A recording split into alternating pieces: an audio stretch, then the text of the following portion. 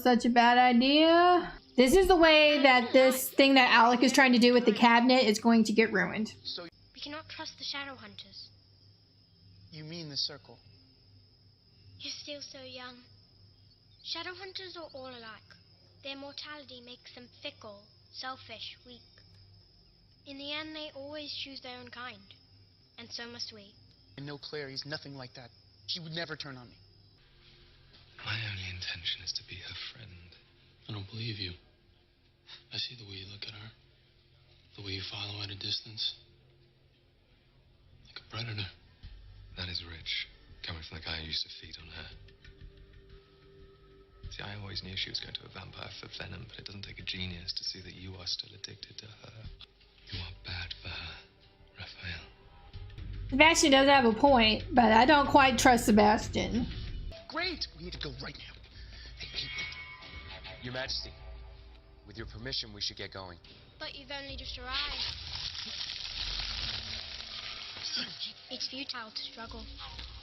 Vitus Veritas, enchanted vines that only obey me. The gnats at the kill tree. what, that bug I killed? But that can't seriously mean Their deaths require justice. Sounds bad. Okay, so I guess the stuff on his glove were bugs. Okay. you want one of us to kiss you? The game isn't for me. It's for you, Clary. The kiss that will set them free is the kiss you most desire. Oh my I god. suggest you move quickly. So it's like forcing her to make a choice on who she wants. So we can go home. But is it you she wants to kiss? Why are the vines still here? Why do you think? I did what you asked. Here without you. You can fool yourself, but not the Vitus Veritas. Just do it. They're gonna die. This means nothing.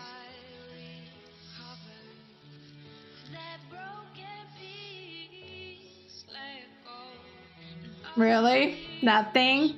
You didn't kiss Simon like that.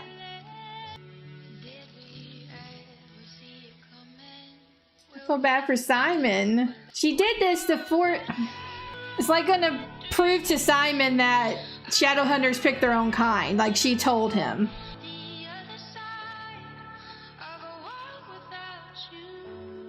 I told you, J-Lider. They always choose their own kind. Why the hell would you do that? It's our lives, not some game. Best to be completely honest, don't you think? Robert had an affair. So he finally told you. She knew? I overheard one of his phone conversations. I wanted to tell you badly, but I figured it wasn't my secret to tell. Isabel, you poor thing. Leave him. Max is with us now. Mom, you deserve to be happy. So do you. Despite this, despite everything, I hope you don't give up on love. After that demon attack in the Institute, the pain in my shoulder was so bad. Healing runes weren't enough.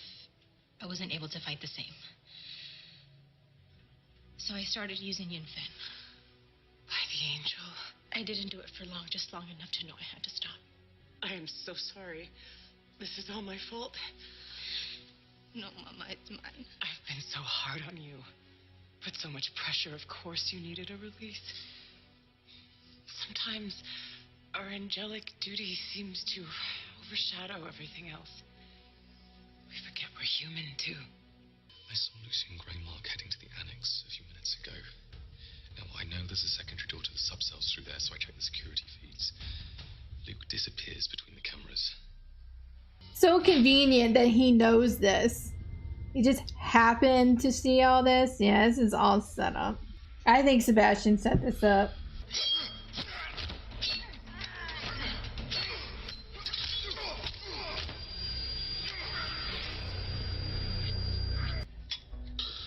You don't get to die today.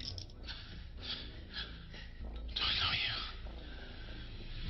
You really have no idea who this mystery accomplice was? No. They use a burner phone, voice modulator. No discernible speech pattern? No. I can't even give you a gender. But they had to be inside the Institute in order to loot the cameras, right? Everyone in this institute has been affected by Valentine. It could be anyone. We have nothing. Because I'm trying to prove to the Downworld that we don't see them as an enemy. And arresting you would prove the opposite. So what do we do about the mole? We track him down. One thing's for sure. Valentine's not safe here. We've been through a lot together, haven't we? And we keep coming back to each other because of this amazing connection we have. She thinks she's in love with him? I can't, Isabel. Why not? If this is about sex, I don't care about that. I care about you. It's not about that. Our whole relationship was built on our addiction. What if that's what's drawing us together? What if it isn't? We owe it to ourselves to find out. I'm bad for you, Isabel. Simon, let me in! Hey! We need to talk about this, okay? Please, I'm so sorry. What are you looking at? There. In the shadow. Am I crazy, Sam? Or is that a wolf?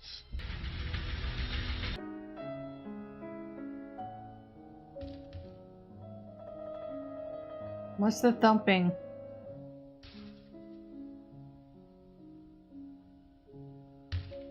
And he's playing the same thing that Jace was playing at the beginning.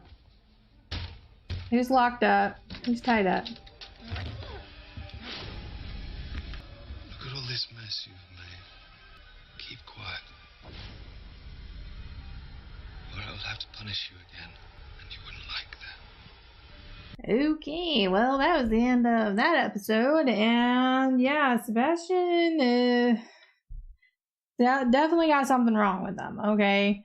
I don't know who that was. I didn't see. I don't know if I'm supposed to know who was tied up in the closet, but they're bloody and in pain. So this episode we had Jace and Clary sent to the Seelie Queen. Simon refused to let Clary go alone, so he tagged along, even though they tried to get him to stay behind. And turns out the Seelie Queen is looks like a child, but that's just because of her manipulating the magic to change her age. Or at least her appearance. I'm not sure how that worked, but why they would want to make themselves a child, I have no idea. Unless it was just, like Simon said, look like a sweet innocent child and then blah. So, yeah. She said that Kaylee was working with a knight that she has since put to death. And I guess they believe him, but Jace thinks that there's something more. I agree. The queen asked to talk to Simon alone. And then she said that she wanted to help him and wanted him to come visit her anytime in court. Why does she care? He's a vampire, so I don't understand why she wants to help a vampire. But she said, but basically I think mostly what she was trying to do was just turn him against the Shadowhunters. Is what it seemed like to me. She tried to tell Simon that, that Shadowhunters will always choose their own. And Simon's telling her that that's not true, that Clary's not like that and stuff.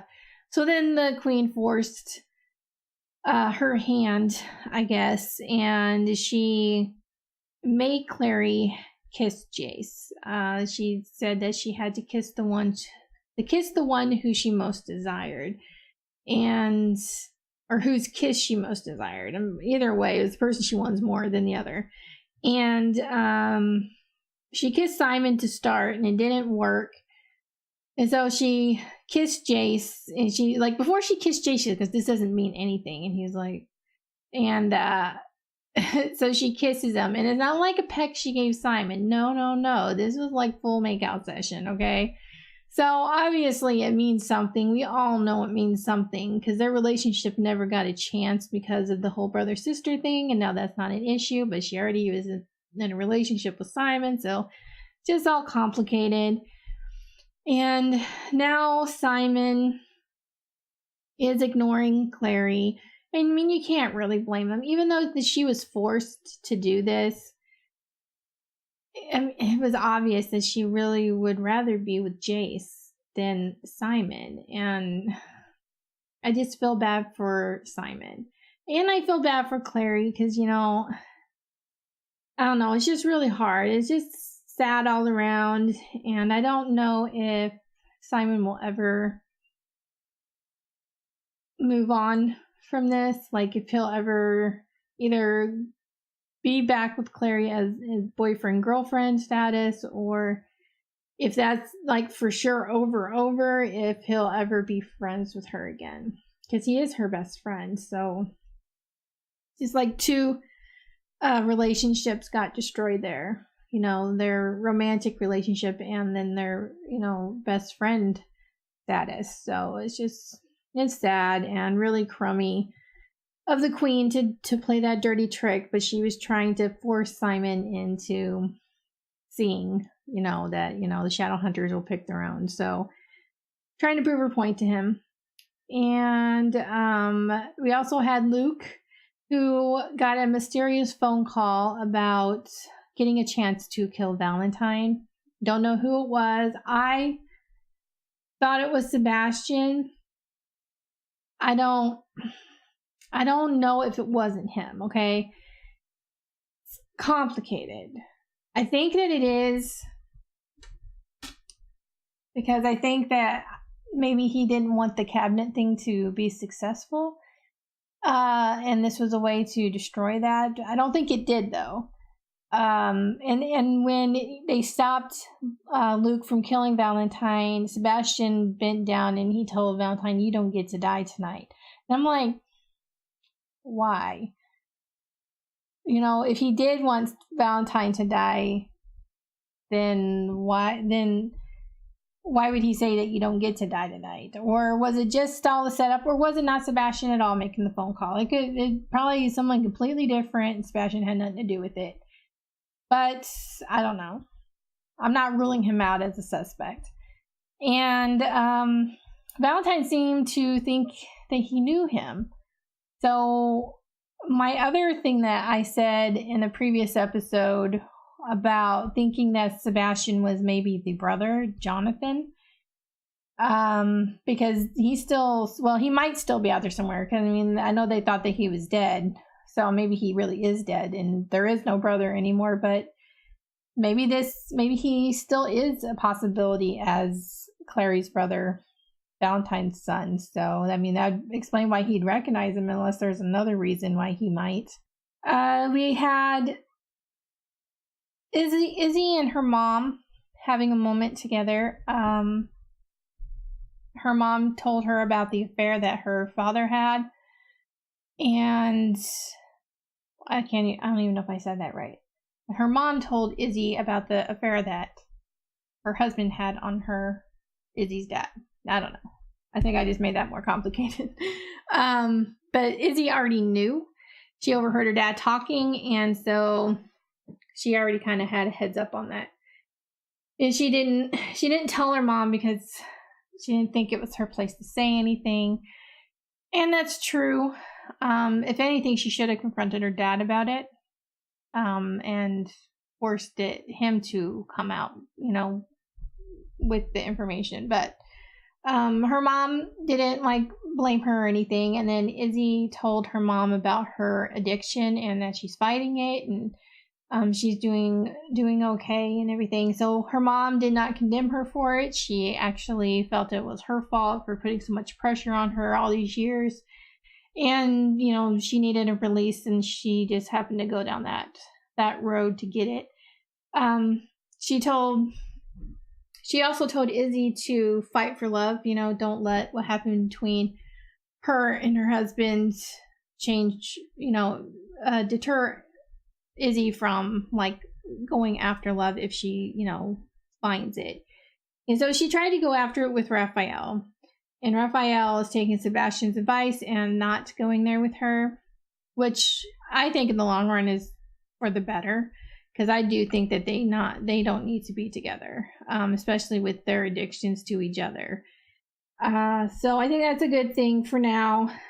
Maybe in time, maybe if they still feel the same and they're over their addictions, maybe in the future, I don't know, but I think it's good for now that they're not together. So yeah, I mean, I don't think there's really anything else to talk about. But I enjoyed this episode a lot. I hope you guys enjoyed my reaction. If you did, please give this video a like. If you have any suggestions on anything you'd like me to react to, please leave that down below. And I will see you guys in the next one. Bye.